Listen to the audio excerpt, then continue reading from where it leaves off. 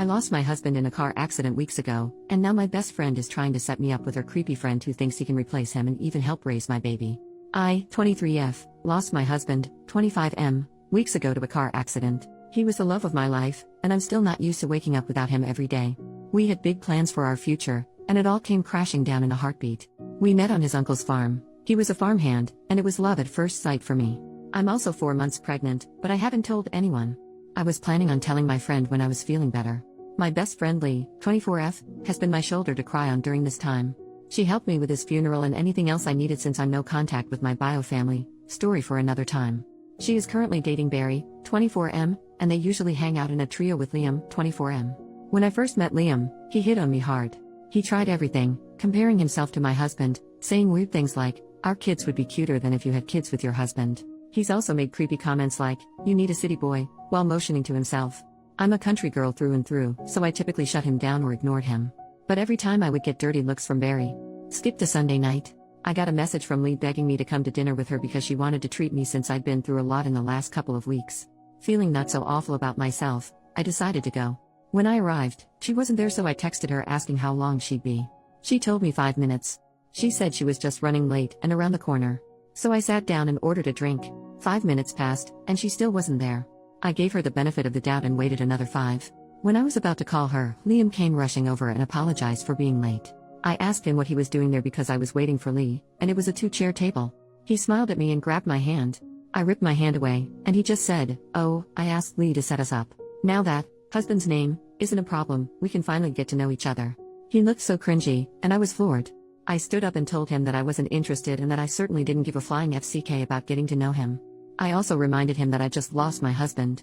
Without a word of a lie, this man stood up and said, "I know you're being overly emotional right now, so I'll forgive you for that.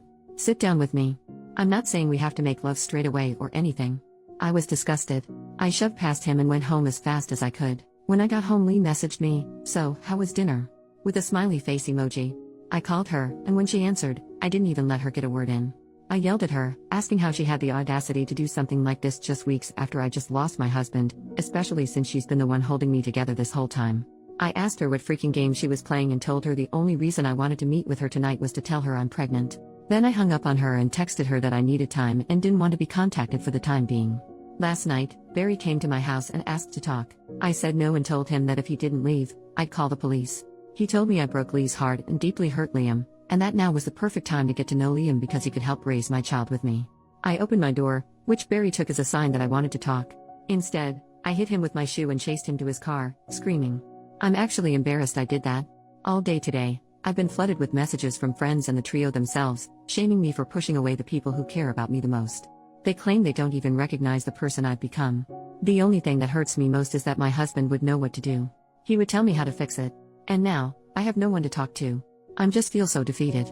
I have a therapy appointment tomorrow, but I'm thinking of calling my husband's mom, even though we've barely spoken since the funeral. Any advice is appreciated.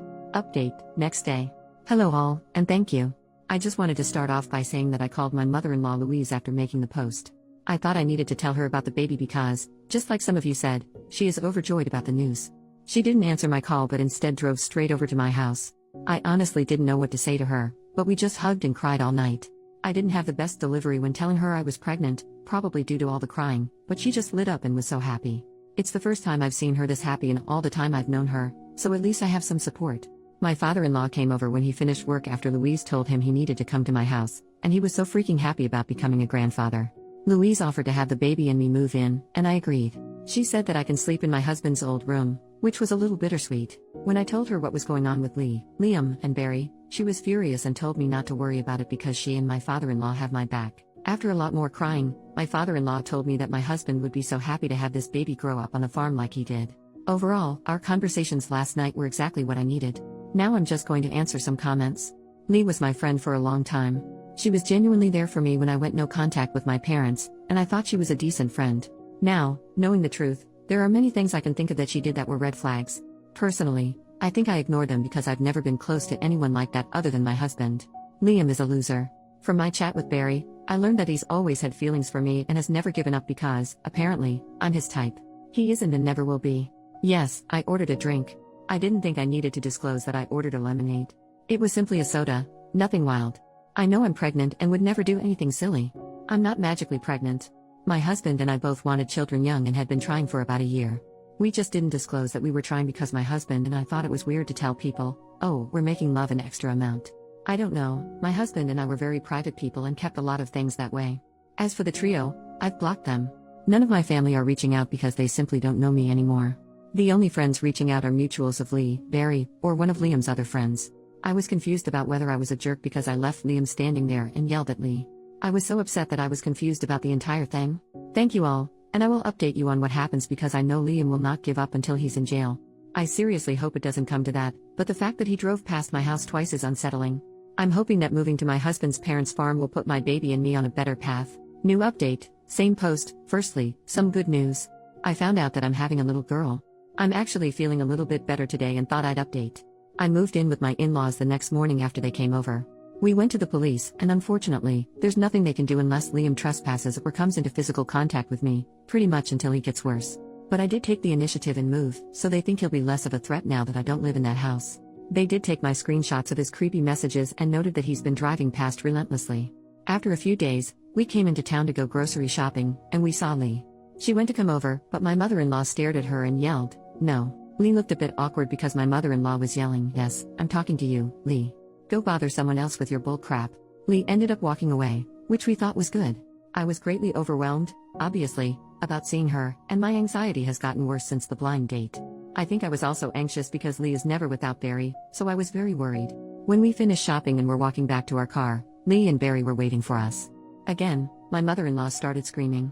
She yelled that Barry was scum and accused them of trying to sell drugs to a pregnant woman, pretty much anything to embarrass them and draw a crowd.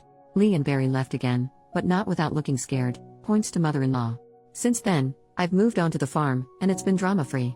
I had an appointment yesterday and found out about my baby girl, but also that I have high blood pressure, most likely due to the stress. We're going to have to monitor it just in case of preeclampsia since my egg donor had it. My husband always wanted a girl, so I know she is a gift from him.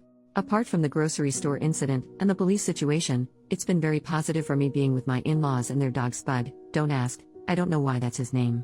Thank you again. Final update, 2 months later, thank you to everyone who helped me with my issues about Lee and the others. It's over, I was attacked and suffered greatly. I lost my baby a month ago and I will be logging off for a while. I wish everyone a Merry Christmas and a Happy New Year. Thank you for the kindness, enjoy your holidays.